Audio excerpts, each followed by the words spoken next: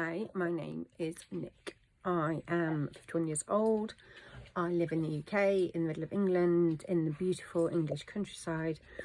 I have 3 children, not so much teeny tiny children anymore, teenagers and tweens.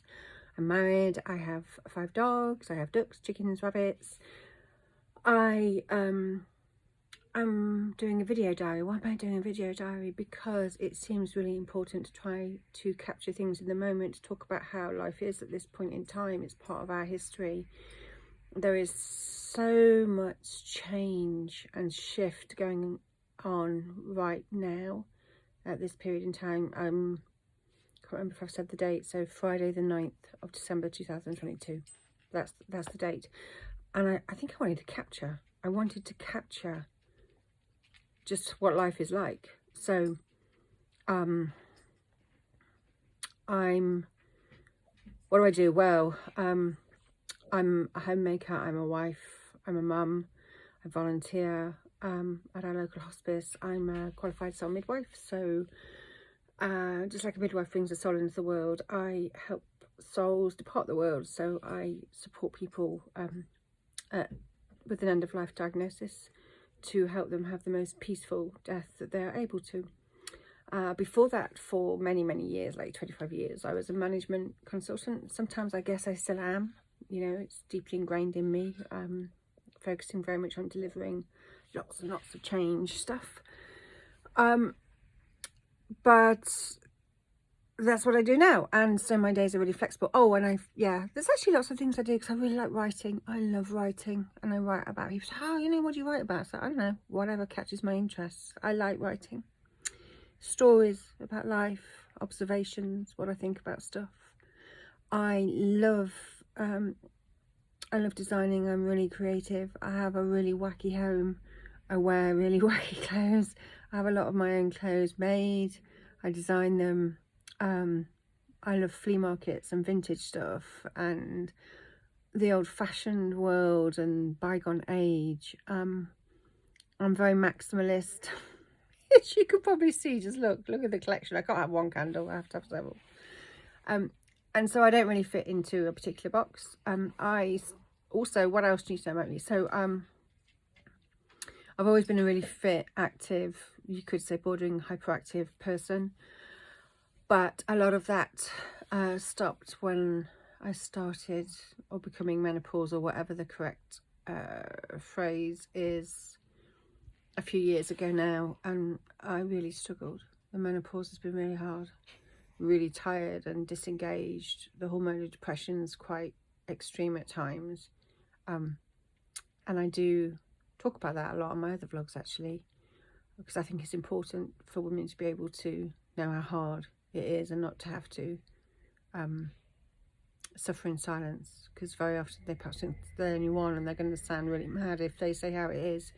So I think it's really important for somebody who has the level of freedom and psychological safety and support that I do, to be able to use that to be able to help others. So I do.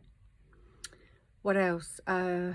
I've always been a big squash player, but sadly earlier this year I ruptured my, I can never say it properly, Achilles tendon. And actually it was managed to be, it was crap. Yeah, there's no two ways about it. The health system was pretty crap the way it managed it. Nobody really took it very seriously. As a consequence, they didn't scan and stuff, so it's healed wrong, it's healed too long, so I fall over a lot, it's quite weak. And I'm having an operation in 10 days time to stitch the tendon back together, which will hopefully mean that I can once again embrace being fit, which I've missed enormously. What else do I need to say today for my daily diary? Today has been a pretty good day so far. It is midday, just after midday. I woke early at 5:30, which is my natural waking time. I'm really a lark, I'm productive.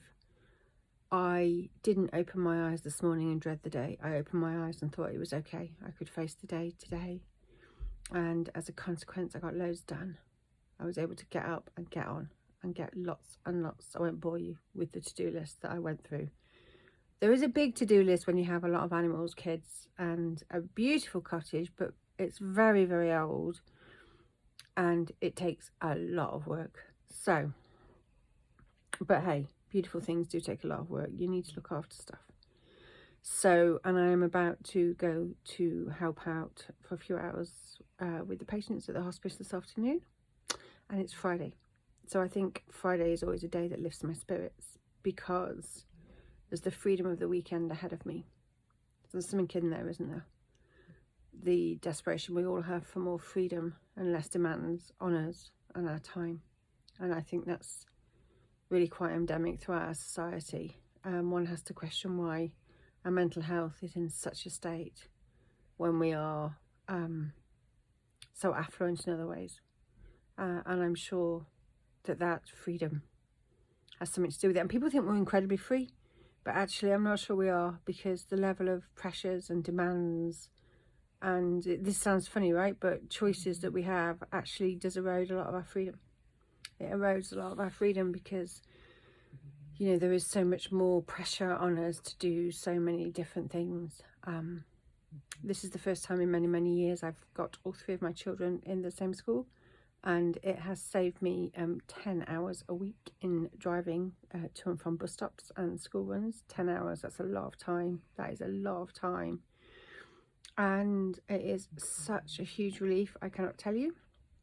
And the reason my kids were not all in the same school is because as parents we're given the choice, aren't we? We're given the choice about which school to send each of our kids to. And with that choice comes big responsibility, and we can tie ourselves up in knots. And that is one example of how too much choice can erode some of our liberation. So my children actually have been self-managed, and as they've got older have voiced their requirements and chosen to all be in the same place. And my goodness, I wish I'd done it earlier. So, yeah, I am feeling a little bit tired. I do get tired this time of day because I get up at 5:30.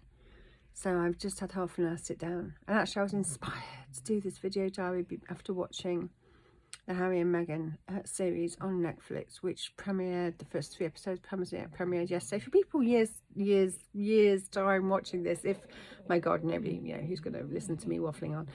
But if anybody does watch this in years to come, that's a really big deal. You know, our royal family and the institution that has been this bedrock of our society. It's quite, again, it's quite perverse and paradoxical because they don't really have any power. It's like a PR role almost, and yet it, you know, creates, you know, there's such an emotive engagement with the royal family. It is untrue. I have grown up with it. You know, I was madly in love with Princess Diana. I still have the scrapbook somewhere that I kept when I was a little girl, and so obviously remain incredibly intrigued by her sons, particularly Harry, who reminds me enormously of his mum. I really love, I mean, I think they all do some really cool stuff actually and work incredibly hard, but it was it's quite heartbreaking really to see Prince Harry leave the fold and them not be able to find a way forward. And really, can a system be so much more important than family and love? And isn't it time to change?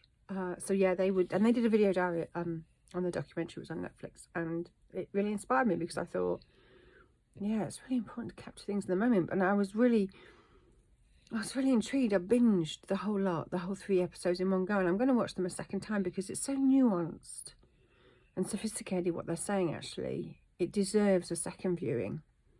Because it's not about wrong or right, black and white, love or hate. It's such, you know, you've got to get the context, such a more sophisticated discussion that needs to be had. I think what I see is, you know, a great love story, clearly 2 people who love each other enormously. And yeah, they inspired me to do this. And I do find them very inspiring, actually. I know there's a really polarised views on the whole thing.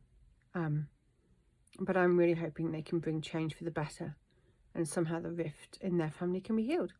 As all families, you know, rifts do happen and rifts can be healed. So yeah, here's hoping. Today's video diary. That's it. I'm going to go and take a deep breath to get my next round of energy to be able to step out of my cocoon. My home's very much my cocoon.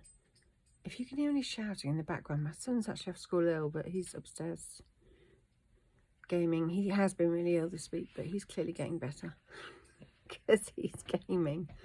I know, bad parenting letting him do that, but honestly, he's been like laid in bed 4 days so ill, so he's not really, yeah, he's knackered. You know, like when you've been ill for 4 days in bed, you're just knackered.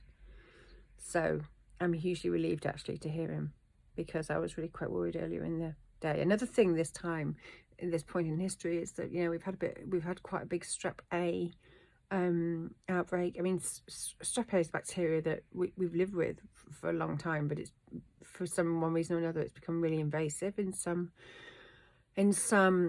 particularly young children. There's been quite a high number of deaths, which is just, gosh, yeah, it's heartbreaking. So yeah, there's quite a big thing going on. And when he was really ill, although my son's older, I must admit I was a little bit worried. And actually, the other really important thing I do want to capture in today's diary is, yeah, I was, okay. It's been an okay morning. I think it's been like a 7 or 8 out of 10 morning. It's not my happiest morning, but I'm not struggling. I'm not overwhelmed. I'm not struggling to engage in life. I was waiting. I had the dogs at the vets this morning, and I was waiting. It was quite a delay. And I read the news, and it absolutely broke my heart when, the young man, a young 23-year-old, was hanged in Iran for protesting against the draconian way they are forced to live out there. And he got into a scuffle. And of course, the big question of what is justice, right? But I don't even think they're on the scale of even having a justice discussion at this point in time in that place. And he was hung. The 23-year-old boy was hung. And there was footage here of his family when they were given the news, and Jesus, that ripped my heart out. And I just don't know. There's a lot of injustice and unfairness in the world, and part of you goes, the only way to deal with it is not to engage in it too much, but then the other part of me is like saying, but we can't just put our head in the sand and let this stuff go on. And I don't know how to solve it, but I do know that I don't ever want to be the kind of person that can see that and not be moved, because I don't want to stop. I don't want to stop feeling. I don't want to stop being a human being. And that sometimes can be quite hard and overwhelming, because there's a lot of stuff to be moved about in today's world. And I think maybe that points us to why so many of us struggle with our mental health, because Jesus, there is a lot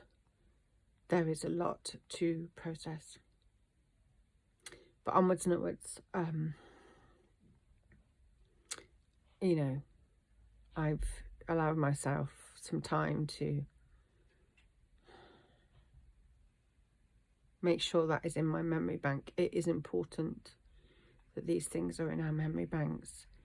And just because I don't know what I or anybody else can do to solve it right now doesn't mean it shouldn't be there, sowing a seed in the hope that if we think on this long and hard enough, something will come to us, something in this world will change.